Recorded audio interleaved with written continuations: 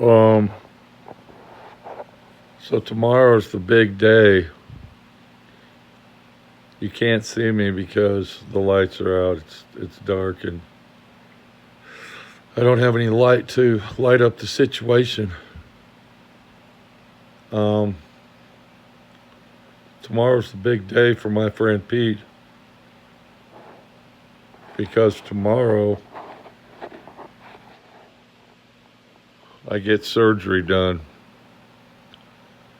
My hand and my wrist on my right hand, you can't see it. It's dark. Okay, it's Halloween time, you know. Let's kind of go with the flow here and try to do what we can do. But there it is, right there. Okay. Um. Anyway, I was telling you, tomorrow morning at 6:30, my friend Pete goes to surgery to get uh, carpal tunnel surgery. And I've never had surgery before. I've never had anything wrong with me. I've always been pretty healthy. And it seems like now, you know, I got to go get surgery. And it's pretty scary. It's a scary situation because I've never had surgery done before. If anybody can relate to that. I'm almost 60 years old, and that's scary. That's a scary situation. That's scary that I'm almost 60 years old. I've talked to a lot of people in my days, you might say, at my old shop in Dallas. Let's go ahead and mention that in Dallas. That's different than here. My shop in Dallas, I used to have visitors come over all the time, and a lot of them were senior citizens. When I say senior citizens, I'm talking old school guys, you know, guys that were 70 plus years old. And they'd come over to my shop and they'd hang out and they'd tell me stories. And I loved talking to them because they were the older guys. They'd tell me about World War II and the Korean War and, you know, just all kinds of crazy shit. But now I look at myself and I say, I'm getting to be the old guy. I'm the old guy. I got young guys coming over to my shop hanging out. Just today I had a guy come over to my shop. His name's Lonnie. Lives out here in Moab, Utah. Very, very nice kid. And we had a nice discussion, a long talk, and, you know, we hung out and, you know, BS'd. And I kept thinking about all the old guys that would come over to my shop in Dallas and would hang out. And, you know, I'd always give them that special moment, you know, when they came over. Like, for instance, I had a guy, his name was Bill, old man Bill. When Bill came over, I would stop working and I'd let him go in my office and we'd sit down however long he wanted to sit down and we'd talk. So now I'm the old guy. I'm the guy getting old. I'm the one with the gray hair, and yeah, it's a real pain in the ass. You look at yourself and you say, wow, where did all the years go? Where did the time go? Where's all the action? You look at yourself and you say, you know what? I don't have time for politics. I don't have time for the soap opera. You get to a point in your life, you just don't give a shit. You don't care about who's president and you know, who's the Speaker of the House and I hate this guy and I hate that guy, and you know, all that starts to go out the door because all you care about is yourself and your well-being. So tomorrow's the big day. I know to a lot of people, carpal tunnel surgery isn't nothing, but to me it's something because I've never had surgery. Well, I take that back. When I was 4 years old, I had my tonsils taken out, and I can still remember laying on the slab, you might call it, the table. I can still see myself laying there, and the doctor telling me to count backwards from 10.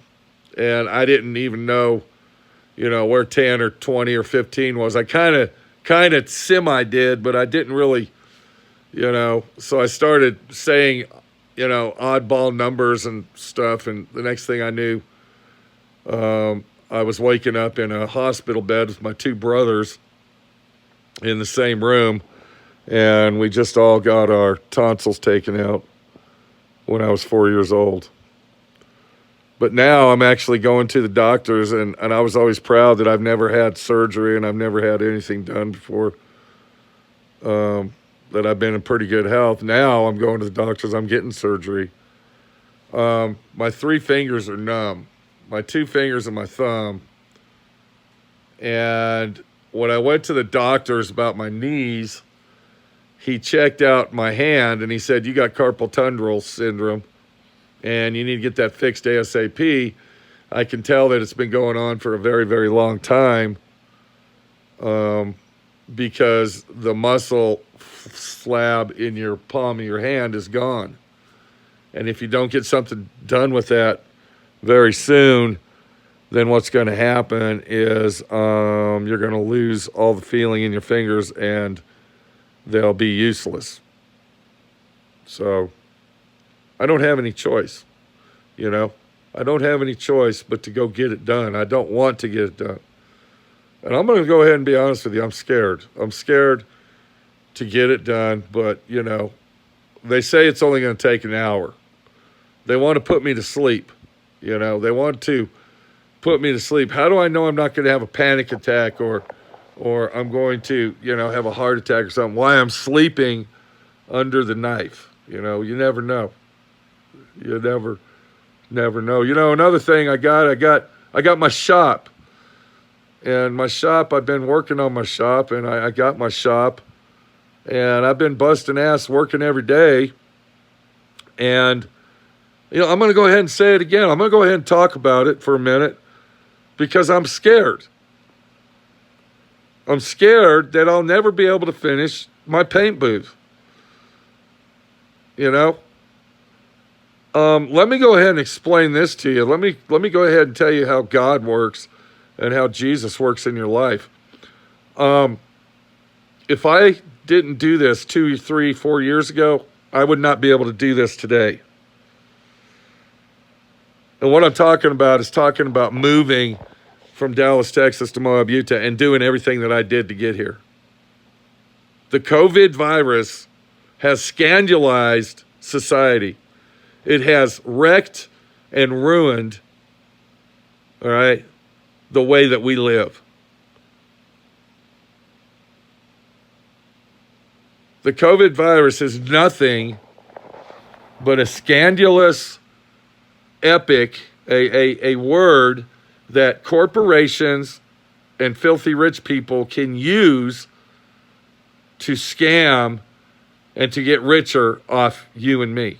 The reason I say that is because it's going to cost me close to $3,000 to finish my paint booth. I can't do it. I can't do it because every time you turn around or blink your eye, there's a shortage of something. I just got done making a video about this. I'm repeating myself. But it scares you, okay? If you think about it, it scares you because the prices that we're paying for stuff now, they're not going to go back down. They will not go back down. They will stay where they're at and get higher. And it scares you because most people in the world are on a limited income. I know I am, and you probably are as well. But tomorrow is a big day for me. Going in to get this surgery done, it makes me feel like I'm getting older. And, the old saying is that you're only as old as you feel. And let me tell you something. I've been feeling pretty fucking old here lately. When I went to the doctors on my knees, The doctor told me that I have arthritis in my knee, and they wanted to give me steroid shots. And I said, bullshit, I'm not getting steroid shots. Forget it. I'm not getting steroid shots in my knee. You can bank on that, okay? So I started taking these supplements, glucosamine and collagen supplements, and they seem like they've been working. So hopefully, I was telling you about the way God helps you. God guided me 4 years ago to do what I did, to move to Moab, Utah. He foreseen the future and knew that if I tried to do this now, I wouldn't be able to. There's no way I would have been able to do this because of the way everything is going up in price. And I don't know about other countries, but in America, the American citizen is being robbed, okay, is being taken, all right, is being scammed, is being spit on, all right. Do you see what I'm trying to say here? We've been abused, They say that America is the people's country, that we vote for the rules and we make the rules because we're the people, okay? Bullshit, all right? You and me ain't got nothing and say nothing about anything. How long will this COVID virus go on? Who knows? I've seen people out there, and you probably have as well, but I believe that there's people out there that want to keep it this way. Even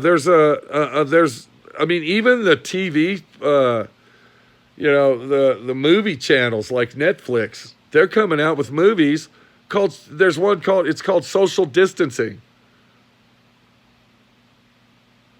All right, they're promoting this social distancing shit. They're promoting it. They want you to stay at home. They want you to work from home.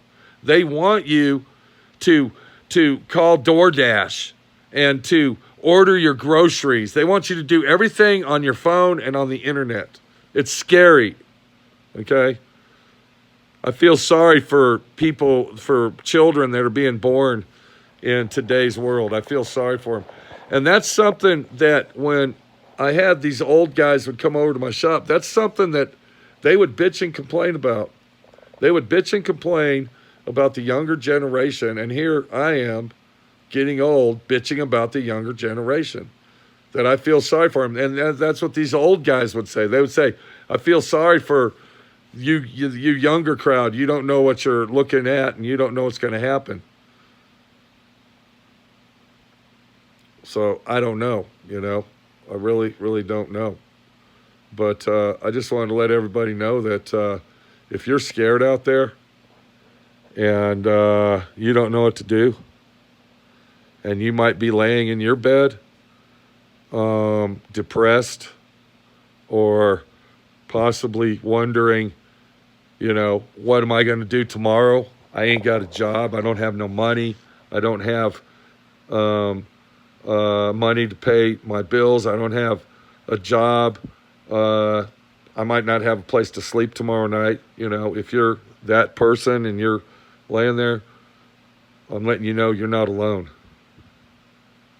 It's a lonely, lonely world. And when you have responsibilities, okay, when you have responsibilities on your shoulders, and you got to come through with those responsibilities, you get even more scared. And you start getting more paranoid about the situation, about what's going to happen and where are we going to go and what are we going to do? Because that is the angle of the situation that doesn't ever have solutions. I just thought I'd let everybody know out there that being scared is common nature And if you're that scared person right now, wake up tomorrow morning and see the sun. And when the sun comes out and your eyes open, you're going to thank God that you woke up. And another day is here for you to start. We'll see you later. Take it easy. And everybody say a prayer for my friend Pete. I know it's just a small, minor situation of a surgery, but to me, it's a big step of getting old. My aunt told me on the phone a couple months ago, she said the hardest job she ever had, she's almost 80 years old. She said the hardest job she ever had in her life is getting old. Now I find myself telling people that. We'll see you later. Take it easy and have a good rest of the night.